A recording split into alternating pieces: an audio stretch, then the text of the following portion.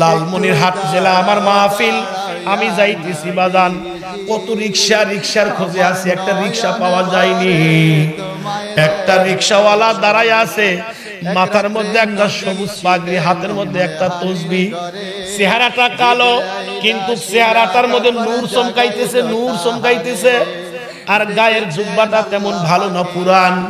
এই লোকটাকে সালাম দিয়ে আমি মনে করছি না জানি বড় আলেম হবে, অথবা তাবলীগ জামাতের কোনো সাথী হবে, অথবা কোনো পীর মুরিদের মুরিদ হবে। ওনাকে সালাম দিয়ে খালি জিজ্ঞাসা করছি, ভাইজান একটা রিক্সা পাওয়া যাবে? তখন সম্ভবত 12:30 মতো বাজে, ভাই একটা রিক্সা পাওয়া যাবে? উনি মুস্কি হাসিদা বললেন, হুজুর আমি নিজে রিক্সাওয়ালা। দিলের স্বাদ মিটায়ে তোমায় দেখ। আশ্চর্য, কয় কি একটু রিক্সাওয়ালা এত সুন্দর হইতে পারে? যাব আদিত মারিতে মেশিন মোড় থেকে, আমি ভাড়া মিটাইলাম সুন্নাত, কিন্তু আমার দিলের ইচ্ছা আছে যে ভাড়া যাই হোক লোকটা পছন্দ, আমি 500 টাকার একটা নোট দেব। এ ভাই, অনুরোধ করি কোন রিক্সাওয়ালাকে ভাড়া নিয়ে গালি দিবেন না। দোয়া শুধু আমার কাছে নাই, দোয়া রিক্সাওয়ালার কাছেও আছে, দোয়া ব্যানওয়ালার কাছেও আছে। ওকে 5টা টাকা বেশি দিয়ে, ওকে 10টা টাকা বেশি দিয়ে আল্লাহর আরশ কেঁপে উঠবে দিয়ে। এ মুসলমান ভাইরা আমার, আমি বললাম আদিত মারিতে যাব, আমাকে একটু নিয়ে যান। এই রিক্সাওয়ালা রিক্সা চালাইতেছে, আল্লাহর কি কাম, কিছু দূরে গিয়া জোহরের আজান। এদিকে তাকান, এখন আমারে কয় কি জানেন, যেই মাত্র আজান অমনি ব্রেক। হুজুর একটা কথা বলি, কিছু মনে করবেন না? না না না বলেন। কিছু যদি মনে না করেন, এই যে একটা মসজিদ, আমরা দুইজনে ওযু করে নামাজটা পড়ে গন্তব্যস্থানে যাই। আমি কইলাম, ভাই আপনাদের এলাকায় জামাত কয়টা? 1:30টায়, একটা 30 মিনিটে। আমি কইলাম সামনে গিয়ে বলি, সময় তো এখনো আছে।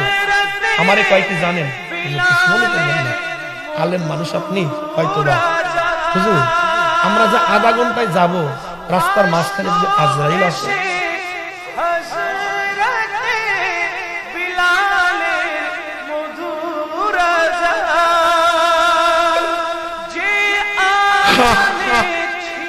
তখন আমার নিজেকে এত লজ্জা মনে হইল, আমি নিজেকে ধিক্কার দিলাম। ও মাওলানা সাইফি, কিসের আলেম তুই?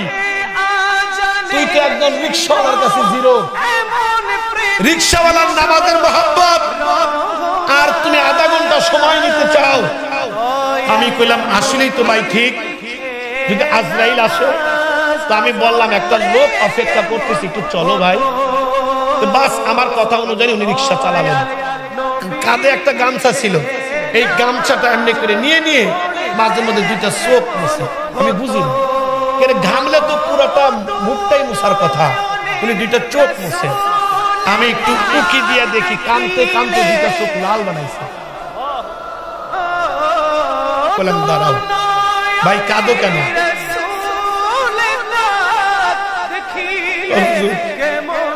গরিব হইতে পারি, আল্লাহর ঘরে আজান হলে দেল আর টেকে না, আল্লাহর ঘরে না যাওয়া পর্যন্ত। চিন্তা করলাম আল্লাহর আশেকরে কষ্ট দিচ্ছি আমি, দেখলাম তাড়াতাড়ি চলো আমরা জামাত করি। ওযু করে জামাতে নামাজ পড়ে আমারে কয়, হুজুর কিছু মনে না করলে 1 কাপ চা খাওয়াবো। আমি চিন্তা করলাম একটা জুতার বাড়ি খাইলাম, না জানি আমাকে আবার কোন বাড়ি দিবে, কিন্তু ওর কাছে আমি শিখতেছি বাবা, আলেম হইলে যে শেখা শেষ তা না, শেখার অনেক কিছু আছে। আমাকে চা খাওয়াইতেছেন, বা হুজুর একটা কথা জিগাই, চিন্তা করলাম আবার কোন ভুল। জি ভাই বলেন, আপনি কি আল্লাহর নবীকে দেখেছেন?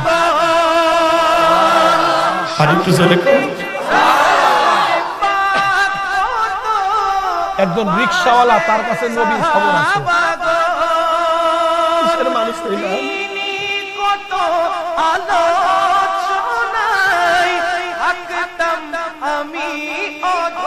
একজন রিক্সাওয়ালার কাছে নবীর খবর। আপনি কি নবী দেখছেন? আমি কইলাম যে না, আমি তো বাস্তবে দেখি নাই। হুজুর কেমন দেখা যায় কেতাবে পড়েন না? হ্যাঁ, শামাইলে তিরমিজিতে পড়েছি। হুজুর বলেন তো। আমি একটা অঙ্গের কথা বলতেছিলাম, উনি একটা চিৎকার দিয়ে পড়ে গেলেন। হুজুর বলবেন না, যেভাবে বলছেন হয়তো আল্লাহ আমাকে এইভাবেই দেখাইছে। আরো জোরে। জুতাটা খুলে গেল দূরে, আমি ওনার জুতাটা সংগ্রহ করে নিজের রুমাল দিয়ে ওনার জুতা পরিষ্কার করতেছি। কয় আপনি কি করেন আলেম মানুষ? আমি কইলাম না, তুমি রিকশাওয়ালা না, তুমি রিকশাওয়ালা না, তুমি রিকশাওয়ালা না, তুমি আল্লাহর বন্ধু, নবীর বন্ধু। যে রিকশাওয়ালা নবীকে দেখে সে সাধারণ মানুষ হইতে পারে না। আমাকে যখন নামিয়ে দিলেন, আমি ভাড়াটা বের করলাম তাকে দেওয়ার জন্য। উনি কয় হুজুর আমি চিনতে পারছি, বুঝতে পারছি। হুজুর বলেন আপনি কি আমাদের এই মাহফিলের চরমনাই হযরতের 3 দিনের সম্মেলন হয়, আপনি কি মাহফিলের মেহমান? বললাম হ্যাঁ। আমারে কয় হুজুর আল্লাহর ওয়াস্তে মাপ চাই, টাকাটা আমি আপনার কাছ থেকে নিতে পারবো না, আমি নেব না, কিন্তু যদি দিতে হয় একটা জিনিস আমাকে দেন। বললাম কি? ও কয় হুজুর কয়েকদিন আগে আমার মা দুনিয়া থেকে চলে গেছে, আমার মা